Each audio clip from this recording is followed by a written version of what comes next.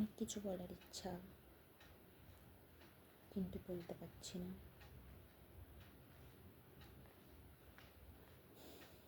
নতুন জীবন, ভালো লাগার কথা, কিন্তু ভালো লাগছে না। ডিপ্রেশনে ভুগছি। আমার বাচ্চা খুব ভালো লাগতো, এখনও লাগে, কিন্তু যেরকম ভেবেছিলাম যে নিজের বাচ্চা হলে যতটা আঁকড়ে রাখবো, যতটা এনজয় করবো, কত কী করবো, সেরকম কিছুই করা হচ্ছে না। করতে ইচ্ছা করছে না, কান্না পাচ্ছে প্রত্যেকটা দিন।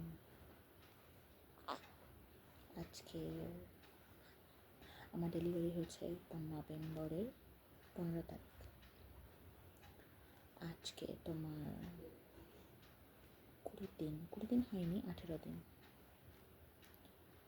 এই 18টা দিন, প্রত্যেকটা দিন একটা করে বছরের সমান।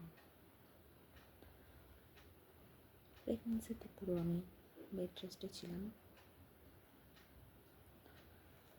তখন হাতে ফোন ছিল, প্রচুর ফোন দেখতাম, সোশ্যাল মিডিয়া ঘাঁটতাম, অনেক কিছু ভালো লাগতো, ভাবতাম এটা করবো, বাচ্চা হয়ে গেলে এইরকমভাবে চলবো, এত কিছু হবে,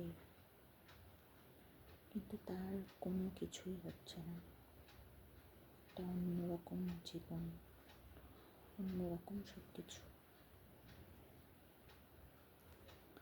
কাউকে বলে বোঝানো যাচ্ছে না, বলে বোঝানোও যাবে না।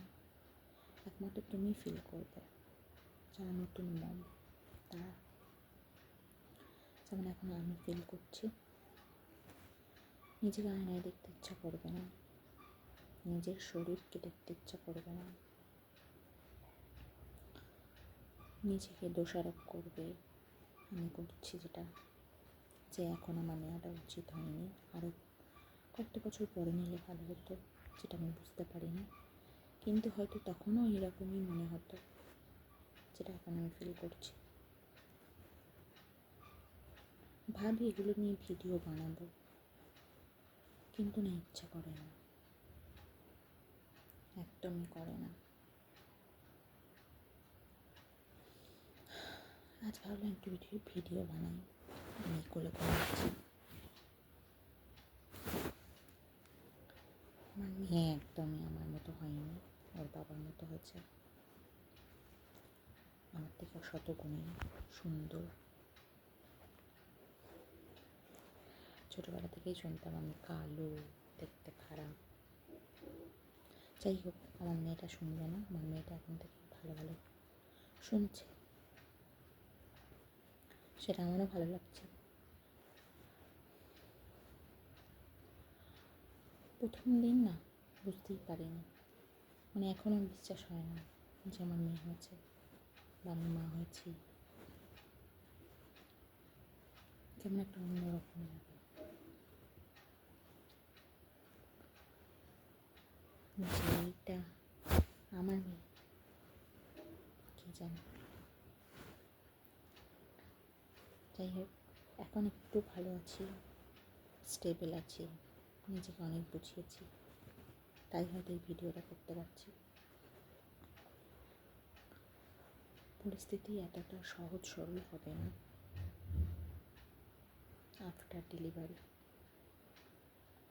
হ্যাঁ, তোমার সঙ্গে যদি অনেকে থাকে, অনেক লোক থাকে, হ্যাঁ, যারা তোমার শুভাকাঙ্ক্ষী, যারা তোমাকে ভালো বলবে বা তোমার এই রকম সিচুয়েশানে তোমাকে বুঝবে, তাহলে তোমার এই জার্নিটা খুবই সহজ হবে।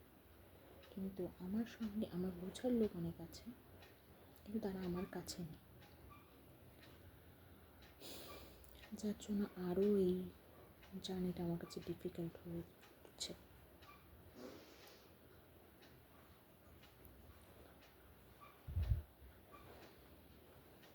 বলতে বলতে এখন কান্না চলে আসছে।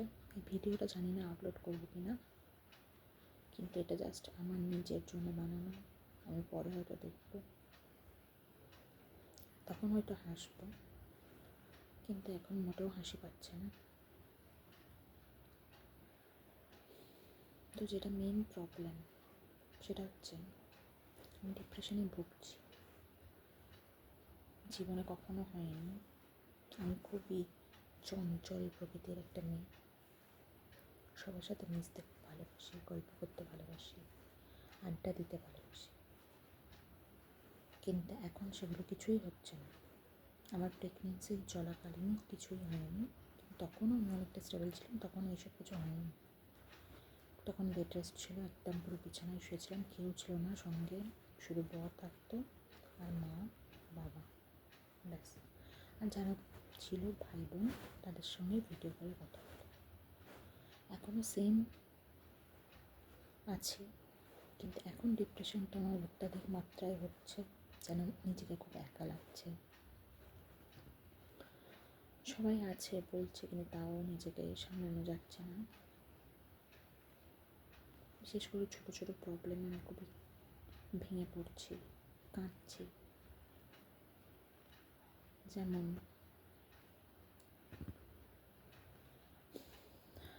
আমার মানে ব্রেস্ট ফিডিং করাতে পারছি না।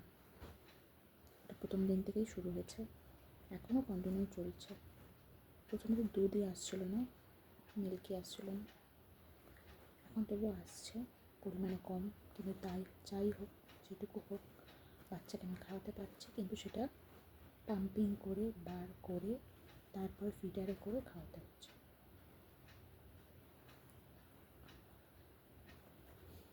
এটা গেল একটা প্রবলেম।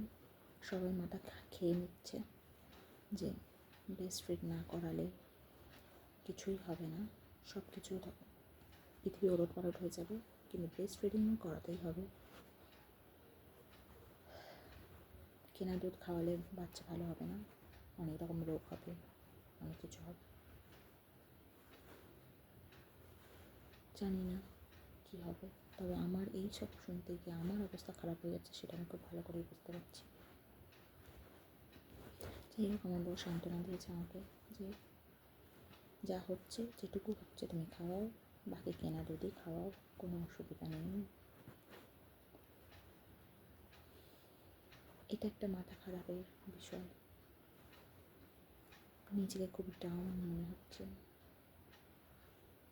যে একটা মা হয়েছে দুধও খাওয়াতে পারছি না। তার জন্য, দুধ হওয়ার জন্য যেটুকু খাওয়ার দরকার সেটুকু খাচ্ছি। আশা দিদিরা বলেছে 5 লিটার জল খেতে। একটা মানুষের পক্ষে 5 লিটার জল খাওয়াটা সম্ভব? আমি জানি না, অন্য কারো সম্ভব হতে পারে, আমার পক্ষে, আমি তো খুবই জল কম খাই, তাও টেনে টেনে 2 লিটার জল, 3 লিটার জল খাচ্ছি খুব কষ্ট করে, শুধুমাত্র বাচ্চার জন্য, আমার যাতে দুধটা বেশি হয়। আচ্ছা, আর যেমন দুধ সাবু খাচ্ছি, লাউ পাতা খাচ্ছি, গরুর মতো নাকি আমাকে খেতে হবে, তবেই আমার দুধ হবে। আমার জানি না, আমাকে দেখতে হতো মোটা আমি, কিন্তু আমি খাই, সত্যিই খাই খুব কম। সেটা হয়তো অনেকে নিয়ে হাসাহাসি করবে, অনেকে কমেন্ট করবে, যাই পারে হোক, কিন্তু সত্যিই আমি খাই কম। এখন এসে আমি তো সেই রাক্ষসীর মতন খেতে পারবো না, কারণ আমার পেটে জায়গা নেই। আর আমাকে দুধ হওয়ার জন্য নাকি ওই রাক্ষসের মতনই খেতে হবে, যেটা আমার কাছে এখন অসম্ভব মনে হচ্ছে। আরও নানান ছোটো বড়ো কারণে খুবই কষ্ট পাচ্ছি, রেগে যাচ্ছি, মাথা খারাপ হয়ে যাচ্ছে। আচ্ছা, আমি দুলছি কেন?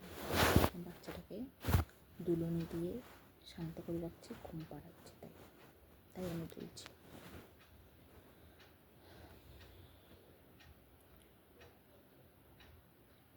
আমার মা বলছে এত সুন্দর বাচ্চাকে তো জীবন ধন্য হয়ে যাওয়ার কথা। আমার জীবন ধন্য হয়ে গেছে ওকে পেয়ে, সত্যিই তাই, কিন্তু আমার জীবনটা নরক হয়ে গেছে। আমি আগের মতো কোথাও যেতে পারছি না, নিজের মতন কিছু খেতে পারছি না।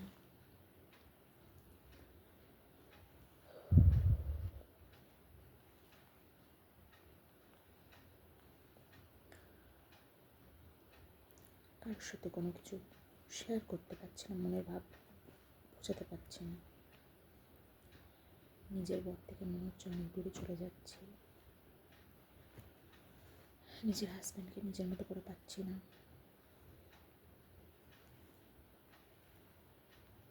দুজনের আগের লাইফটাকে খুব মিস করছি।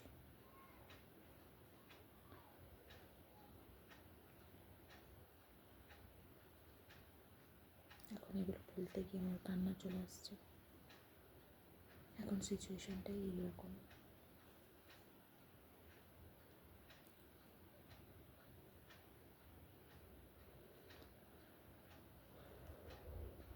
খালি মনে হচ্ছে কবে ও বড় হবে, কবে আমি আগের লাইফে ফিরতে পারবো।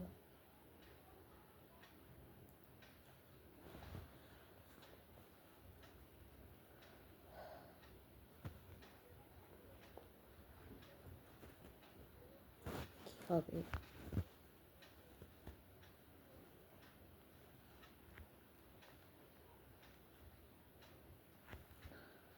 তোমরা যারা বেবি প্ল্যান করছো তারা এই সব কিছু ভেবে চিন্তেই প্ল্যান করো। অনেক কিছু এখন ভাবছি যে একটা আয়া রাখলে ভালো হয়, সে সামলাবে, আমি আগের মতন সব কিছু করতে পারবো। যদি আমি সেলফিশের মতো কথাবার্তা বলছি অনেকেরই মনে হতে পারে, কিন্তু না, এই রকম জায়গায় এসে এই রকমই মনে হচ্ছে। কিন্তু আমি এরকম নই, সেলফিশ নই।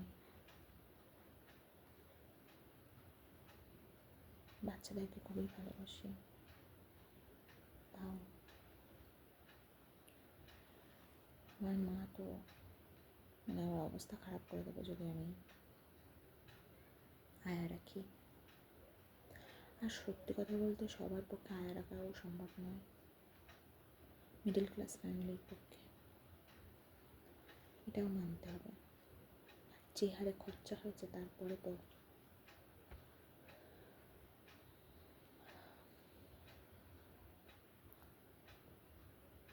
জানি না এরকম করে কতদিন যাবে। আগের থেকে একটু ভালো আছি, নিজেকে অনেকটা বুঝিয়েছি, বোঝানোর চেষ্টা করছি। দেখা যাক কী হয়। ভিডিওটা করে রাখলাম, যদি কখনো মনে হয় ছাড়ার দরকার আছে ছাড়বো, আর যদি মনে হয় যে না ছাড়বো না, পরে নিজে নিজে দেখবো যে ওই সময় আমার সিচুয়েশনটা কেমন ছিল।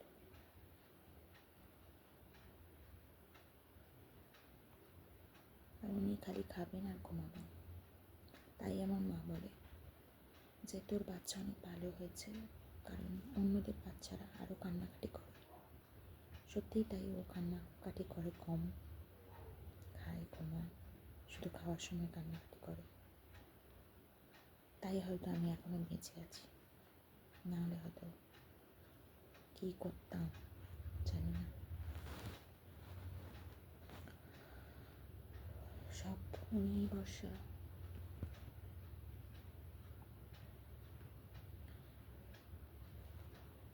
এই কটা মাস ভালো ভালো কেটে যায়,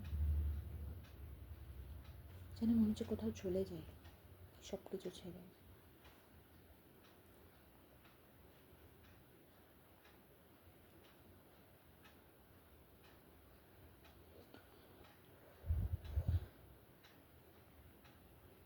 গেলে হয়তো তখন বুঝতে পারবো যে যেটা ছেড়ে এসেছি সেটাই হয়তো অনেক কিছু ছিল আমার জন্য, কিন্তু এখন আপাতত এটাই মনে হচ্ছে।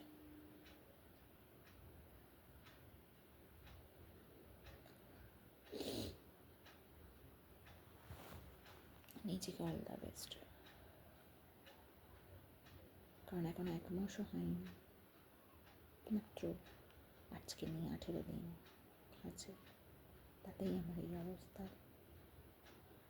বাকি কতগুলো মাস, কত বছর, খুব বড় হয়ে গেলে আমার এত কিছু হবে না, কিন্তু এখন আমার লাইফে শুধু পাম্পিং, মিল্ক কালেক্টিং, ওকে খাওয়ানো, ওকে ঘুম পাড়ানো,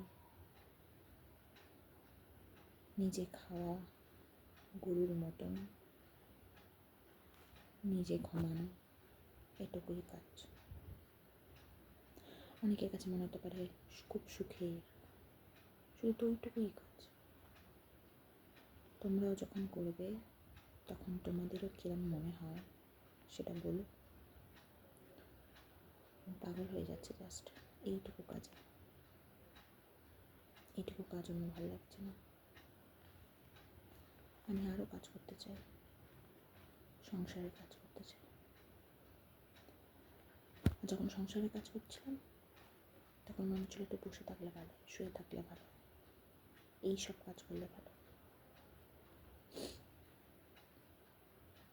জানি না এগুলো আমার ছিট পাগলামো কিনা, বাসা বাসাতে হয় কিনা, কিন্তু আমার সাথে হচ্ছে।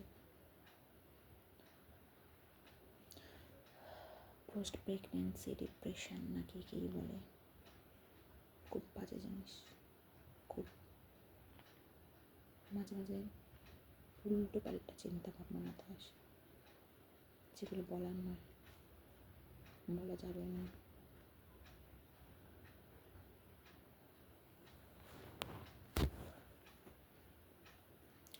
যাই পারে হোক, আবার নেক্সট আপডেট দেবো যদি আমি বেঁচে থাকি। আজকে ভিডিও এই পর্যন্ত। টাটা, আবার দেখা হবে।